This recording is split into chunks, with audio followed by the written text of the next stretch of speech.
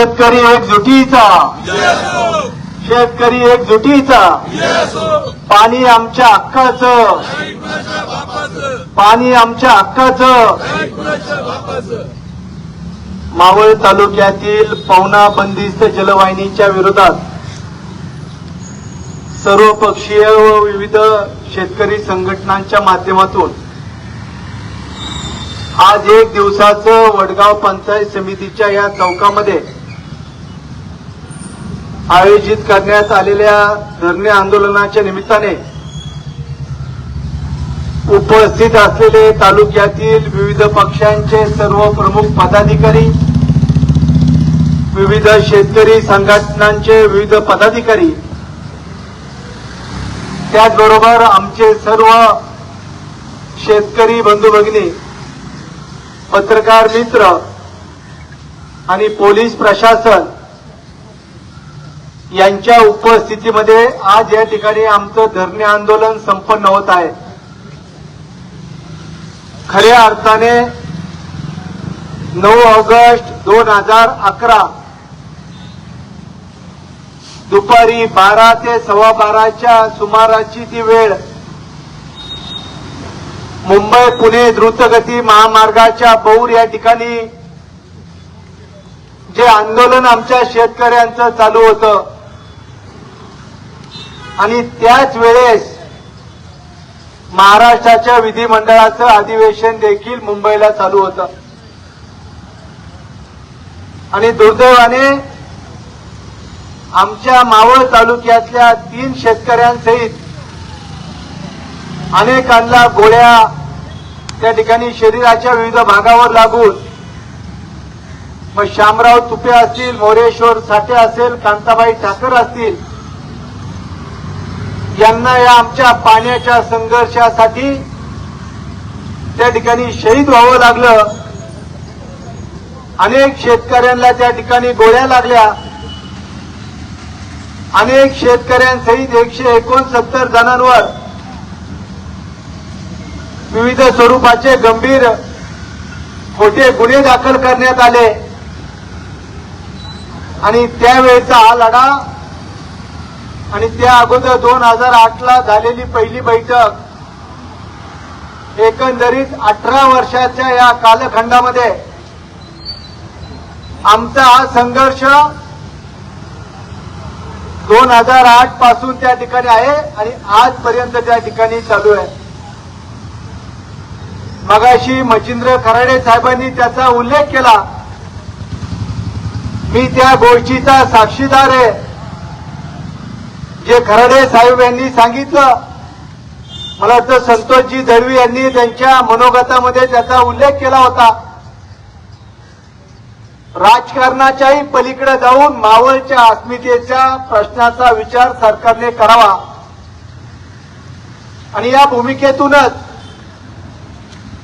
पिंपरी चिंचवडच्या लोकप्रतिनिधींनी दिलेल्या, मुख्यमंत्र्यांना दिलेल्या पत्राच्या अनुषंगाने 3 तारखेला दुपारी 3 वाजता त्या ठिकाणी विधिमंडळाच्या मुख्यमंत्र्यांच्या कार्यालयामध्ये बैठक होणार अशा स्वरूपाची पत्र आम्हाला आलं. परंतु 2017-18ला ज्यावेळेस शेतकऱ्यांवरचे गुन्हे मागे घेण्याचा विषय आला, त्याच्या अगोदरच्या कालखंडामध्ये पवना धरणाच्या परिसरातल्या जमिनीच्या मोजणीचा विषय आला. धरणग्रस्तांचे नेते या ठिकाणी नारायणराव बोडके आणि सर्व मंडळी त्यावेळेस या तालुक्यामध्ये त्यांनी मागणी केली होती. मी म्हटलं, आपण तुम्ही सांगा पहिला निर्णय काय करायचा. आणि त्यावेळेस आपण सगळ्यांनी ठरवलं, पहिली जमीन मोजून घ्यायची. शेतकरी सांगत होता 1100 एकरपेक्षा जास्त जमीन आहे. अधिकारी सांगायचे 1100 एकरच जमीन आहे. फायदा कुणाचा झाला? जमीन मोजली, सरकारला ठिकाणं आणण्याचं काम मावळच्या शेतकऱ्यांनी केलं. जमीन मोजली, 2500 एकरपेक्षा जास्त जमीन त्या ठिकाणी निघाली. या 2500-2600 एकर जागेच्या संदर्भात त्यावेळेस आम्ही जमीन महसूल खात्याने मोजायची का जलसंपदा खात्याने मोजायची हा प्रश्न मिटत नव्हता. तत्कालीन जलसंपदा मंत्री गिरीशजी महाजन यांनी त्या ठिकाणी या मोजणीच्यासाठी जलसंपदा प्राधिकरणाच्या माध्यमातून त्या ठिकाणी उच्च अधिकार समितीचा ठराव केला आणि जमीन मोजली. एका अर्थाने जमीन मोजित असताना आमच्या शेतकऱ्यांची त्यावेळची मागणी पुनर्वसन झालं पाहिजे. 340 एकर जमीन त्या ठिकाणी शेतकऱ्यांचं पुनर्वसनाच्या पहिल्या टप्प्यामध्ये दिली गेली. नंतरच्या काळात या ठिकाणी ही जमीन पुढच्या काळातल्या शेतकऱ्यांना द्यावी म्हणून जमीन मोजण्यात आली. परंतु ही जमीन मोजत असताना आज याच्यामध्ये राजकारण करायचं नाही. नारायणराव भालेराव या ठिकाणी आहेत मला वाटतं. त्यांच्या शांताई कार्यालयामध्ये त्या ठिकाणी ड्रॉ काढायच्या संदर्भातली प्रक्रिया सुरू झाली होती आणि तत्कालीन सरकारने ती पद्धत थांबवली. एका बाजूला त्या ठिकाणी बसलेला संपूर्ण वर्ग हा शेतकरी नव्हता,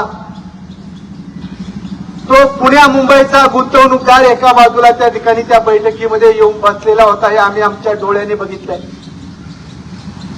आणि दुसऱ्या बाजूला आमचा शेतकरी होता, ज्या 19 गावांनी आपल्या जमिनी दिल्या. काल मी मावळमध्ये प्रवास करत असताना एका जुन्या ज्येष्ठ नेत्याने मला सांगितलं की आम्ही 1967ला प्रचाराला चालू होतो, त्यावेळेस धरण झालं नव्हतं. पवनानगर काले या ठिकाणावरून पायी पायी आम्ही त्यावेळेस शिळीमला गेलो. त्रिंबक भोपळे ना त्यांच्या घरी त्या ठिकाणी जेवण केलं. त्या काळातल्या त्या भागातल्या अनेक जुन्या जाणत्या लोकांनी या धरणासाठी आपलं संपूर्ण जीवन कुटुंब फक्त धरणाच्यासाठी सरकारला जागा देऊन उद्ध्वस्त झालेले अनेक कुटुंब आजही मावळ तालुक्यामध्ये आहे. प्रश्न त्याच्यावर थांबला नाही. नंतरच्या काळात त्या ठिकाणी आम्ही सगळी मंडळी सातत्याने पाठपुरावा करत होतो.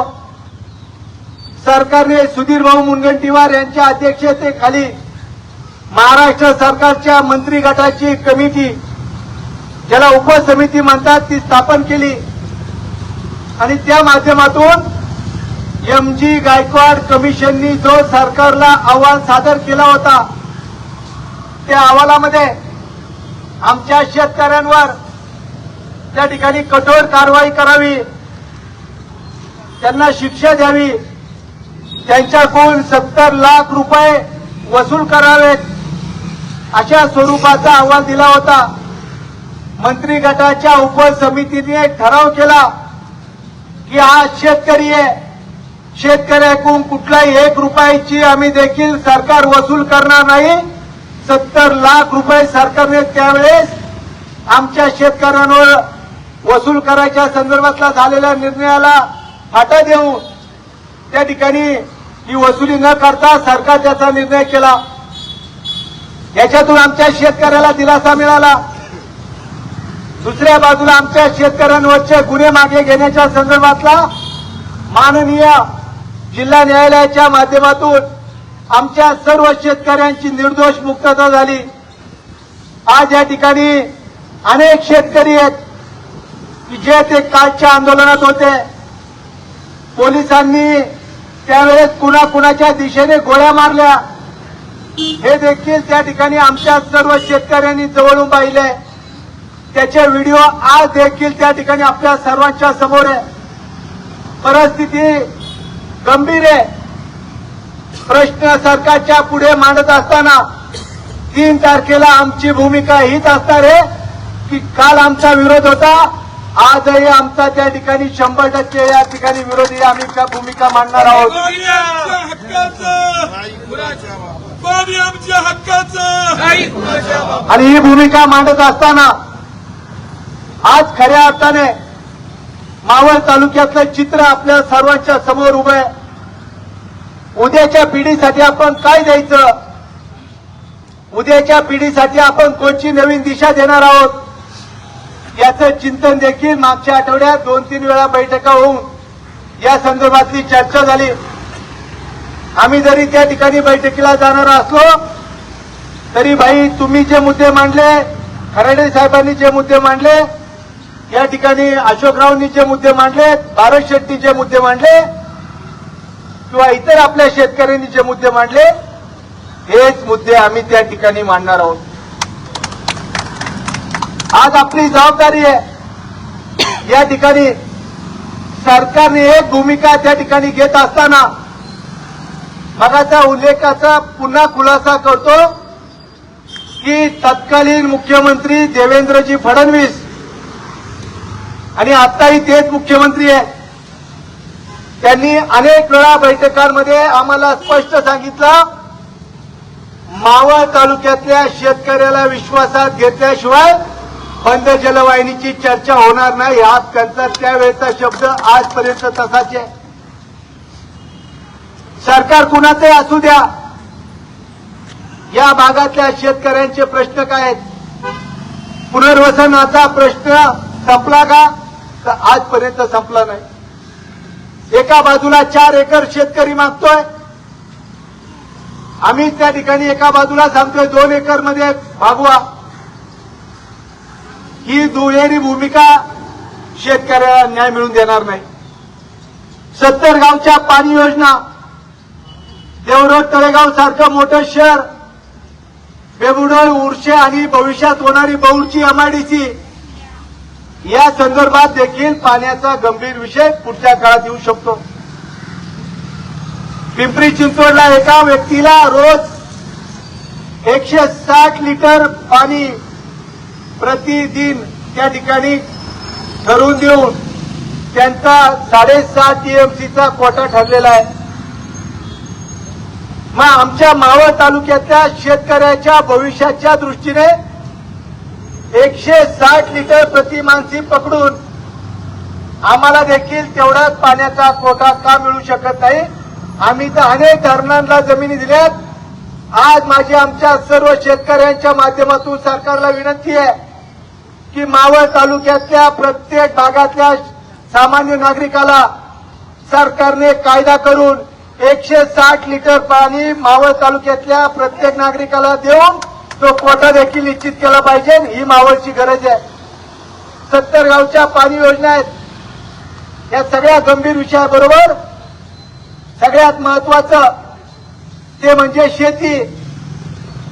आमच्या शेतकऱ्यांच्या 12,000 ते 14,000 बागायती क्षेत्राला भविष्य काळातलं पाणी देखील त्या ठिकाणी उपलब्ध राहिला पाहिजे.